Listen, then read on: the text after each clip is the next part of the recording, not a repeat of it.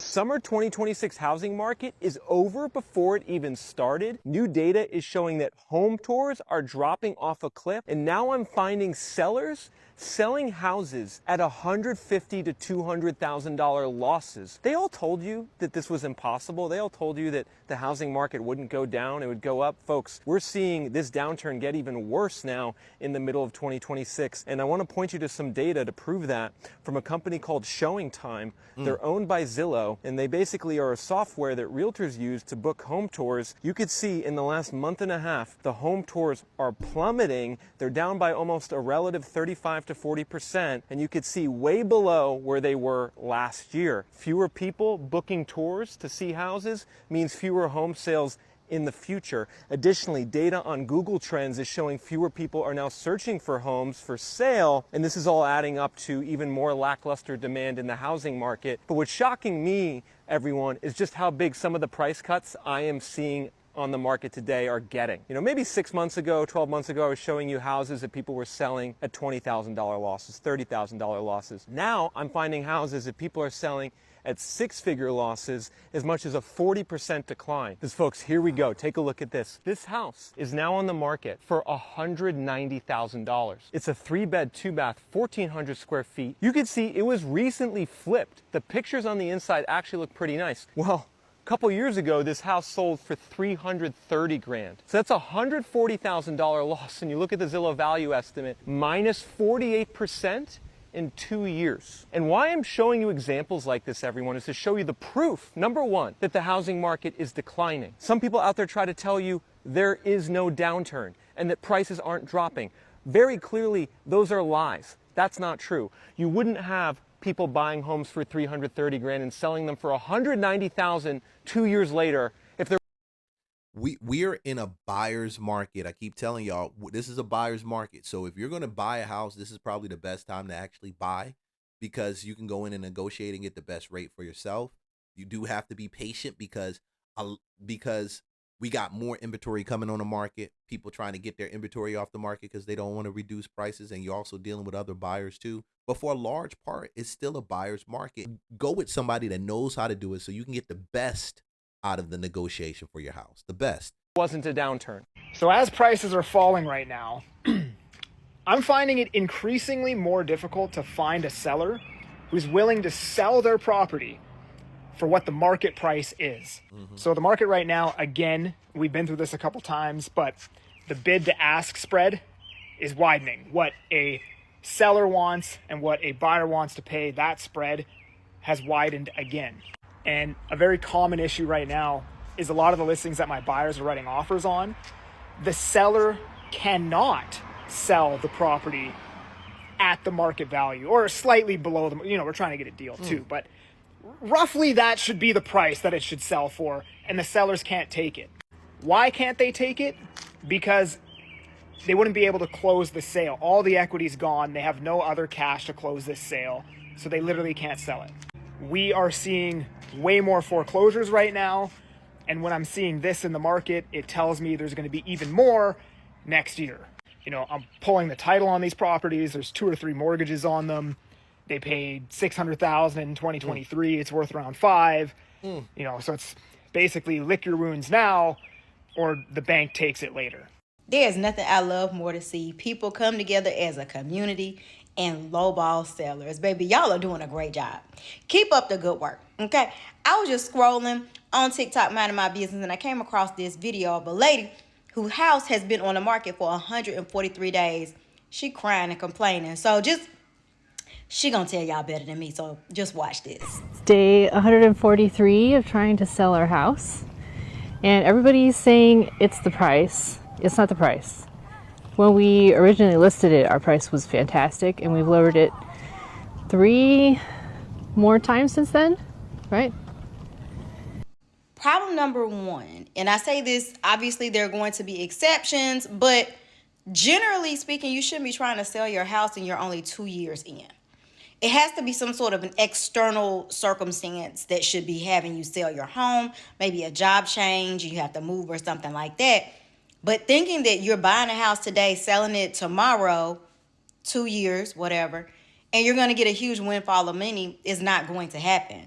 That is the perfect recipe for you actually ending up in the red after you consider all of the costs that's involved with selling a home. And that's the consequence for overpaying for a house. So the moral of the story is pay what you think that the house is worth so you don't take the hit. So a new report just came out that shows that house sellers now outnumber buyers by an average of 600,000. If you needed any more proof that houses are overvalued, if you needed any more proof that we're being price gouged, brother, supply is up, demand is down, and the supply price is still not dropping. That doesn't even make sense. What do you mean we're up 600,000 on houses? Sellers over buyers, 600,000. And housing, the cost of housing has not dropped lower than 500,000. And that's the thing. I wouldn't even complain about this. If there's more house sellers than buyers, what does that mean? It's a buyer's market. This is the perfect time for the buyers. I would not complain about it. I think this is the wrong attitude to have when you, and I get why he put it out there. Housing sellers now outnumber buyers by 630, but it's the 630,000, but it's the law of supply and demand. This is what happens when the U.S. fails to pass tenant laws and fails to have an estimate of how much these houses should be valued. Like, bro, they should be sending out inspectors to these houses, looking around, being like, this house is valued at XYZ. Homeboy, it doesn't work like that. See, that's what's wrong, I think, with some of the Gen Zers. You guys don't quite get how this thing works, and you want to flip the system upside down, but you don't realize it works a certain way so that certain outcomes don't happen. We don't have the government sending out mass amount of people to different homes to evaluate their properties to tell you what it's worth so that you can get a fair deal, and they can't offer it to you more than what it's worth. Now, because the system is set up the way it is, they can't offer it to you more than what it's worth already. Okay, you got to get an appraisal. The appraisal has to meet. If it says it's 700,000 on that contract, the appraisal has to meet at 700,000. If it falls shorter than that, guess what, homie? You coming out of pocket, or you asking for a price reduction. When we leave it to the government to go out there and to evaluate our prices and evaluate our homes, we leave ourselves open to all kinds of fugeezy. See, I'm not cussing. Imagine we have to fight with the bank to get the right number on that. Imagine fighting with the government to get the right number on that. You crazy. These boomers selling their houses for like $600,000 when they bought it for like $150,000. Like, I'm gonna stop it again. Why the hell are we concerned with what people bought it for? What are we talking about, bro? What are we talking about? Boomers would rather die than sell their houses. Like, literally, they would rather die than sell their houses. Like, they're fake trying to sell their house, but they're just trying to get as much money as possible, bro. It's like, you can't take the money with you, bro. Just take the L. Just take the L, bro. Lower the value of your house. This is crazy. Don't be scared to put your house on the market. I'm also, I agree with him. Take the L if your properties, if the value's off and you got to make the money, take the L, just reduce the price. But I don't agree with what he's saying about boomers. Boomers aren't just trying to get all the money for the property. There's a price for it. Yes, you have some boomers that are overpriced, but you have people that are staying right in line with the price. It's just a matter if you're going to pay for it. Let me show you something. You see how nasty these carpets are, bro? This was the carpets that was in the house that we just bought. Come here, let me show you something. Come here. You see how this toilet in the primary suite look like it ain't been changed in 25 years? That seat, look at that seat. Come here, let me show you something. You see that countertop there? Uh-oh. What's going on with that now? Uh-oh. Hello. Welcome to the neighborhood. Just put that shit on the market. Somebody gonna buy it. We did. Sucker born every day. And to think we was stressing and cleaning and fixing up stuff to get ours ready to sell. My dad was right the whole time. He told me not to touch a fucking thing. Just sell it as is. Buy it and get out. These sellers ain't even run a goddamn vacuum through this motherfucker before they got out of here. I'm too nice is what it is. It's my fault for thinking you're supposed to put your best foot forward. You're supposed to make the place as inviting for the new owners as possible. And this ain't nothing compared to some of the places that we toured when we was looking for the house. Our shit like the Taj Mahal in comparison. Yeah. And motel strategies are just you buy it and then you resell it, period. Because you're going to have a bunch of people right now in this season that are they got to liquidate the property. And hell, they might as well liquidate it to you, right? So if you're an investor, you buy it at that price, you put a little bit on there, and you turn around and flip it and sell it because you're not going to be staying there. But if you're going to be holding it, and this is the Gucci part right now, you don't have to put any money into it if it's that good, like he's saying. I don't know what type of deal it is. He didn't go over the numbers. But if it is that good, you don't have to put a bunch of money in it. You just put it back on the market and sell it.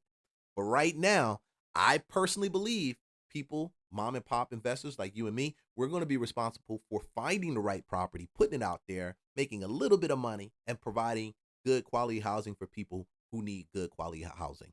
Guys, like, subscribe, follow for more content. I'll see you in the next video.